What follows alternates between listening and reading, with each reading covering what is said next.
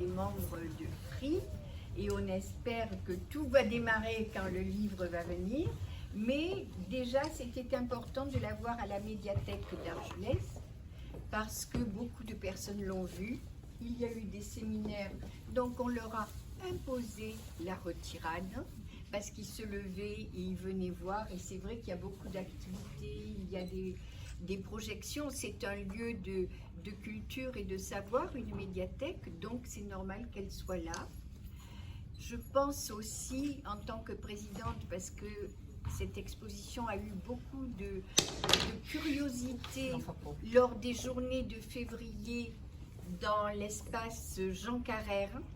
Hein, il l'avait à peine aperçue, mais elle a été vue par tous les gens et par tous les libraires et par tous les éditeurs. Donc ça aussi, c'était quelque chose. Et une bonne initiative qu'on nous ait autorisé à la mettre sous cadre, afin qu'elle soit itinérante. Donc moi, je ne dirai pas plus. Hein. Pour le projet, il y a Marie, il y a Emita, on a délégué, donc c'est eux qui vont parler. C'est elles qui vont parler, pas eux. Ah, bah, je me trompe, voilà, de sexe. Excusez-moi. Voilà, donc à vous, la parole est à vous, et après on terminera par Monsieur le maire. Et Maryse. Ah non, moi je ne parle pas. Et pourtant, c'est le chef de médiathèque. Non seulement elle ne parle pas après le maire, elle n'a pas parlé après moi en plus. Mais avant, vous pouvez faire parler. À vous la parole. Marie, c'est le plus important. Bon, alors aujourd'hui officiellement on inaugure cette exposition qui est vraiment une matérialisation du partenariat que le lycée de Céret a avec Free, qui est un peu l'aboutissement de ce partenariat. Mais c'est un partenariat qu'on a commencé il y a 2 ans, un peu plus même. Et au début de ce projet, il y a eu une proposition qui m'a été faite d'un photojournaliste par l'intermédiaire du Centre international du photojournalisme de Perpignan. Donc ce photojournaliste, c'est Michael de Wever-Plana, qui est connu pour la qualité de ses livres et parce qu'il a souvent été exposé à Visa et qui a beaucoup travaillé sur l'Amérique latine. Le génocide au Guatemala, les maras, dernièrement les mines de Potosi. Donc voilà, donc j'ai eu une proposition de travail. Il voulait travailler sur les liens intergénérationnels. Et à partir de là, on a eu l'idée de travailler sur le thème de la retirada parce que c'est en rapport avec la transmission et parce que c'est un des thèmes les plus forts que notre territoire est porté et que ça nous semble indispensable de le faire connaître à nos élèves. Donc ça a commencé comme ça. Donc j'ai fait appel à Free, à Emita et à tous les membres de Free aussi. Et donc vous êtes venus une première journée à Céret. Donc il y avait Federico, il y avait Augustina qui n'est pas ici aujourd'hui, il y a Jean, ouais, et il y avait Gilbert. Gilbert et toi, vous étiez 4 membres de Free, donc vous êtes venus au lycée pour rencontrer nos élèves. Et vous leur avez livré vos témoignages, donc ils ont enregistré vos paroles. Et ils vous ont surtout beaucoup écouté, ils étaient très émus de cette journée. Et ensuite, nos élèves ont pris des clichés, ils ont tiré vos portraits en suivant les indications du photojournaliste. Bon, voilà, ils se sont essayés un petit peu à la photo aussi, parce que comme on est en partenariat avec le Centre international du photojournalisme, on nous a prêté des vrais appareils de professionnels. Et donc, bon, voilà, c'était très, très, très chouette. Et puis ils ont pu parler par petits groupes. Ils se sont approchés de chacun de vous, ils ont parlé. Puis quand la confiance était établie, ils ont pris des photos. Voilà. Absolument. Voilà, ça s'est passé comme ça. La deuxième journée, donc on est allé à Prats de Moyo parce qu'on a voulu aussi travailler sur les lieux emblématiques de l'accueil dans le département. Donc voilà, Prats de Moyo, bien entendu. Donc on a passé la journée à Prats de Moyo avec voilà, Patrick Louis, Claude Ferré, Paul Gors qui nous ont accompagnés pendant toute la journée, qui nous ont du col d'Ar jusqu'en bas du village, qui nous ont donné toutes les explications. Et on a aussi rencontré des témoins directs de l'exil. Je pense à Jeannot Planel qui est là.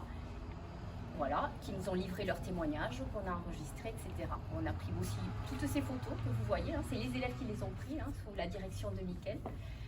Et voilà, et puis le lendemain, donc on est allé à la maternité d'Elne, où Serge Barba nous a fait une conférence très intéressante sur la maternité, voilà, puisqu'il y était, voilà, puisqu'il y était.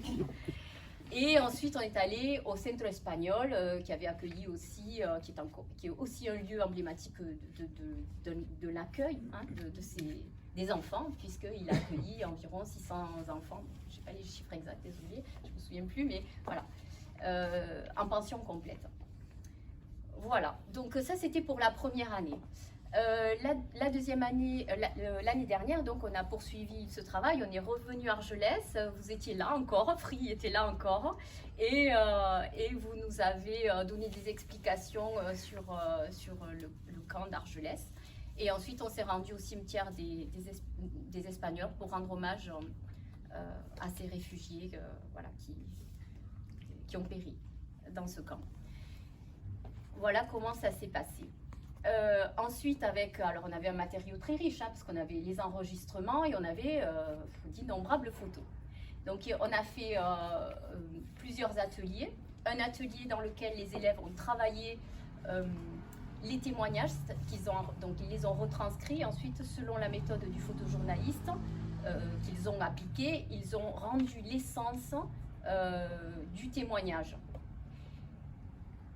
par écrit. Voilà, ils ont fait un écrit avec le témoignage, les paroles, enfin, en restant le plus fidèle possible hein, à la parole qui nous avait été livrée, mais en opérant une réduction, parce que un témoignage, voilà, ça pouvait durer 2 heures d'enregistrement, il pouvait y avoir 2 heures d'enregistrement sur un témoignage. Donc, voilà.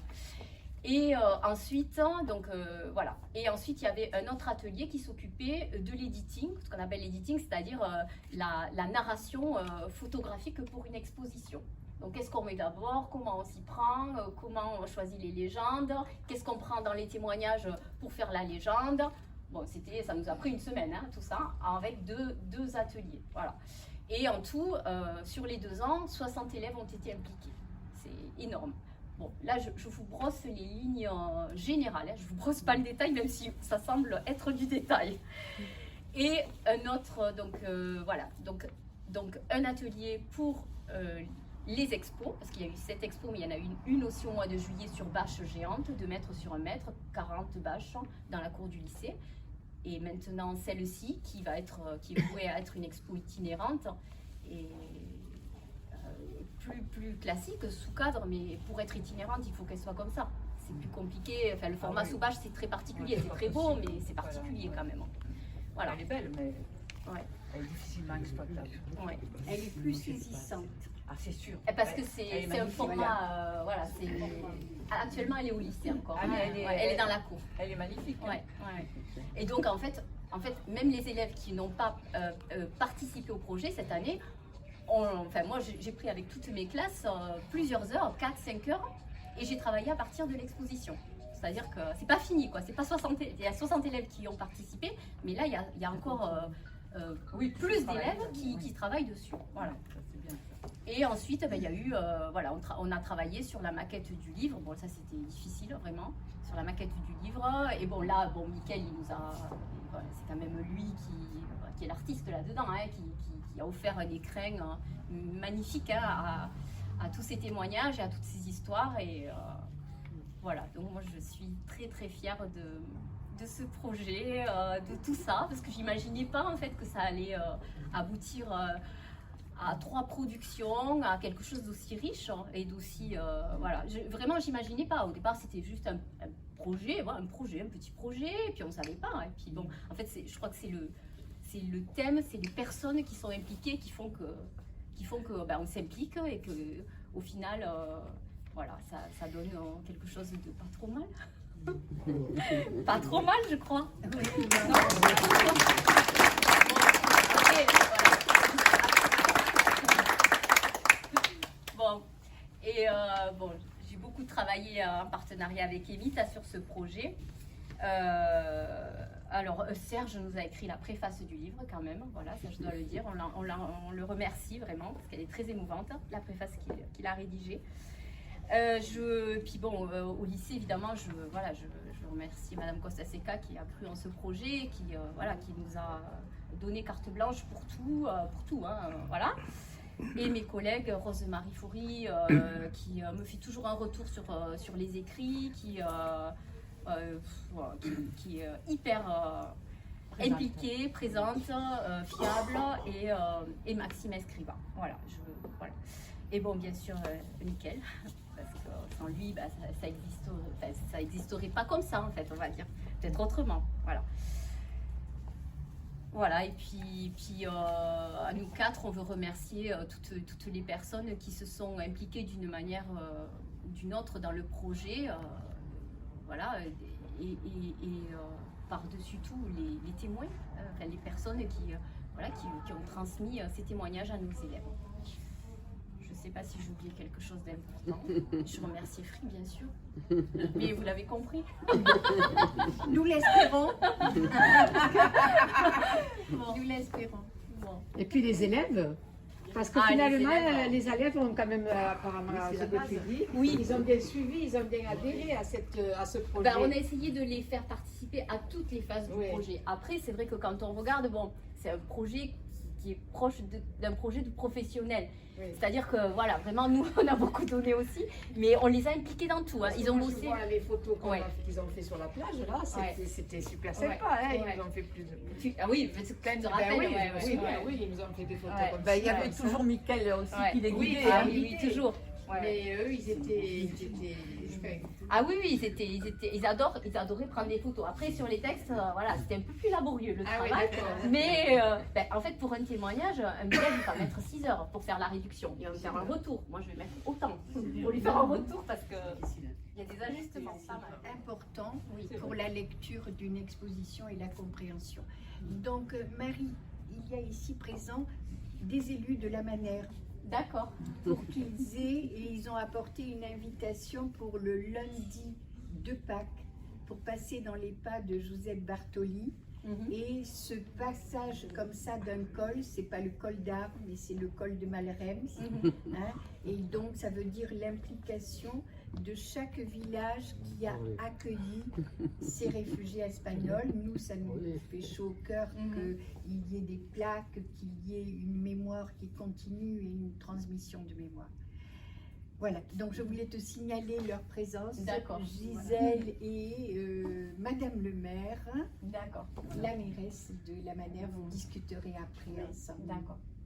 Et puis je remercie évidemment la mairie d'Argelès, voilà, et la médiathèque d'Argelès. Maryse, Voilà, qui se cache. c'est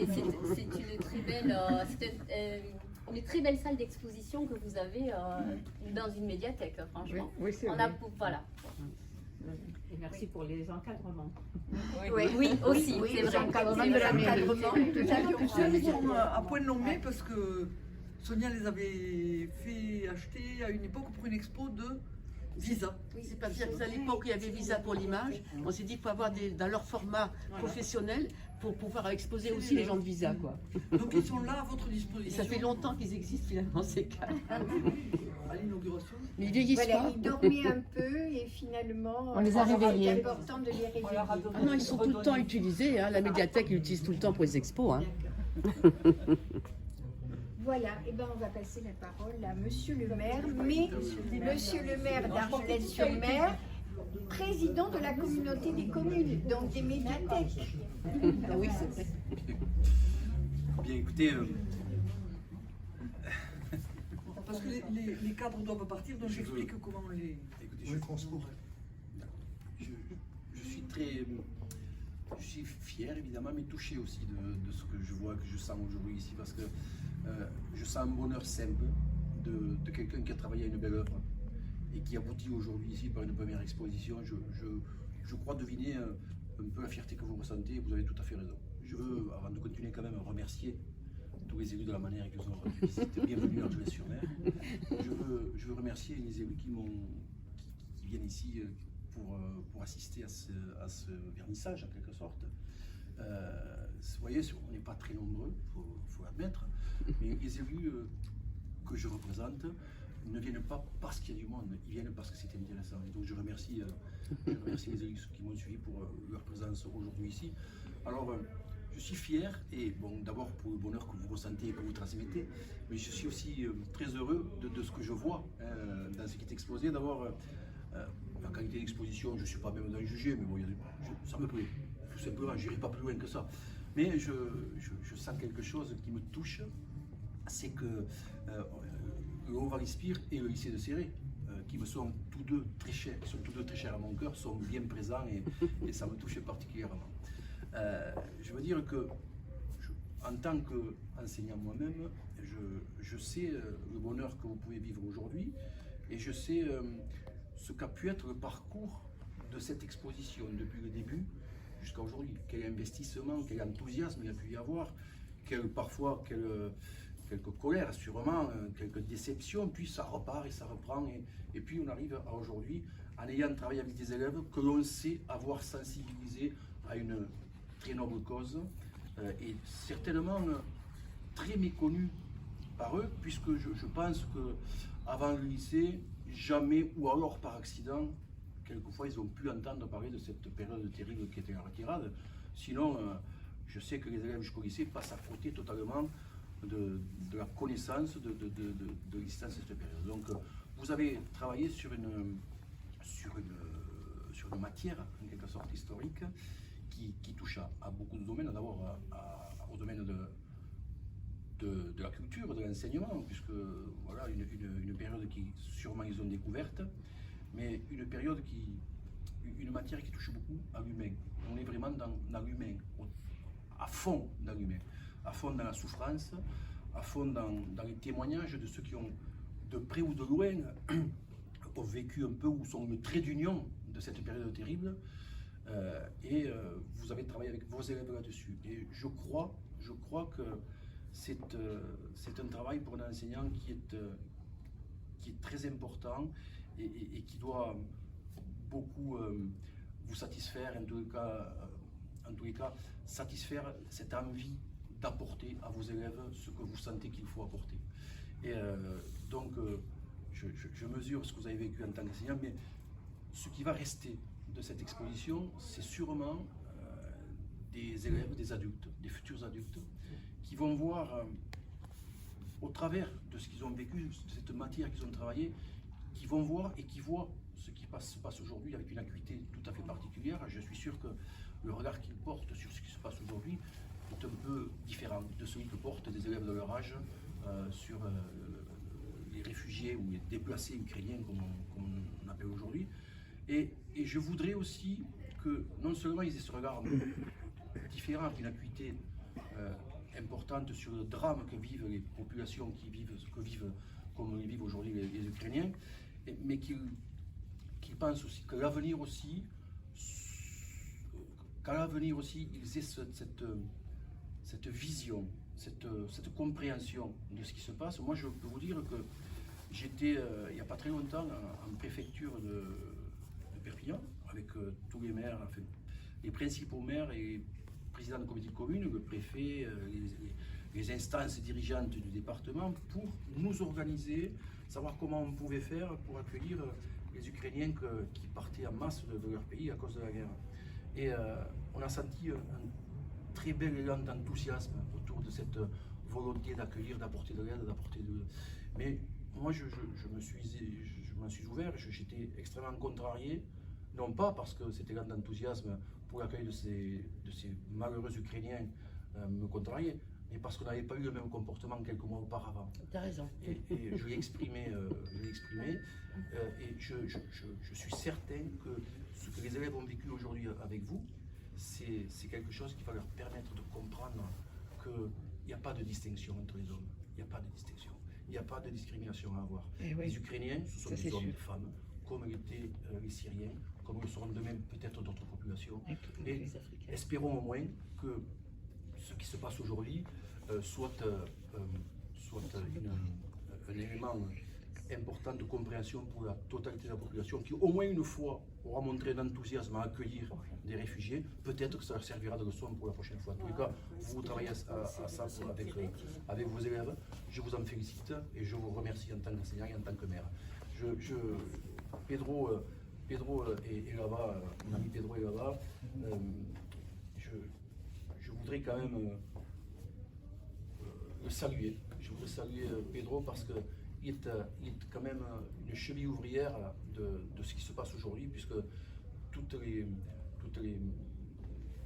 manifestations et tous les moments de mémoire que nous faisons, que nous commémorons à Argelès-sur-Mer, il est quand même beaucoup à l'origine, donc je tiens à le remercier, comme je tiens à remercier Madame la Présidente et tous ses amis, dont certains je les ai vus, Emita, Serge, Federico, donc ils sont présents. Pour une fois, Madame la Présidente, pour une fois, cette exposition a la vertu de s'occuper un peu des membres de FRI qui passent leur temps à s'occuper de la mémoire des autres et de ceux qui souffrent. Donc une fois, vous êtes mis à l'honneur et je vous félicite pour ça aussi. Voilà.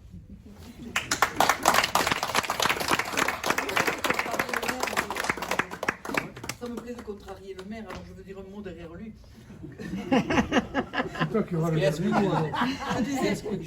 Je disais à ma voisine que ces enfants, bien sûr, ils auront eu cette chance de travailler sur cette matière, ils auront eu la chance de rencontrer aussi cet artiste. Et ça, c'est pas rien. Moi, quand je même, ne peux pas en parler. Moi, je peux vous Mais dire. voilà, mais ça, on le sait, nous, parce que ça a été, Sonia est là et c'est notre travail tout le temps. C'est quand même des moments exceptionnels dans la vie des enfants, que le moment où ils rencontrent des artistes, qu'ils soient écrivains, illustrateurs. Bon, mais les photographes, c'est encore plus... Alors, beaucoup de charisme. Je sais pas si Mickaël est artiste, mais il n'est pas qu'artiste. C'est un grand humaniste en fait. Et c'est pour ça que c'est particulièrement intéressant qu'il le rencontre. Moi, je le connais depuis 15 ans, hein, parce que je suis tous ses travaux depuis 15 ans et j'ai travaillé plusieurs fois sur ses expositions à Visa parce que je trouve que ses photos, c'est... et puis il est complet. Il est excellent sur les photos, mais il est excellent sur les textes aussi, sur les légendes. Et ses livres sont d'une qualité. Si vous avez l'occasion d'en commander à la médiathèque, vous verrez. Voilà. Donc moi je le connaissais. Quand j'ai eu cette proposition, je me dis waouh. Pour les élèves, c'est génial, quoi. Génial. Voilà. Donc c'est un projet très riche, humainement très riche, par tout ça, par voilà, tous les témoins de la retirada, toutes les personnes impliquées dans le thème de la retirada, et par aussi la personnalité de Mickaël et sa façon de travailler, sa façon de voir le monde, en fait. Et je voudrais ajouter aussi une chose importante qui se passe depuis que l'exposition est en place en fait. C'est qu'effectivement, il y a une soixantaine d'élèves qui ont travaillé sur l'expo, mais en fait, depuis qu'elle est en place, on a déjà largement dépassé la visibilité de l'expo par d'autres élèves qui viennent à Argelès.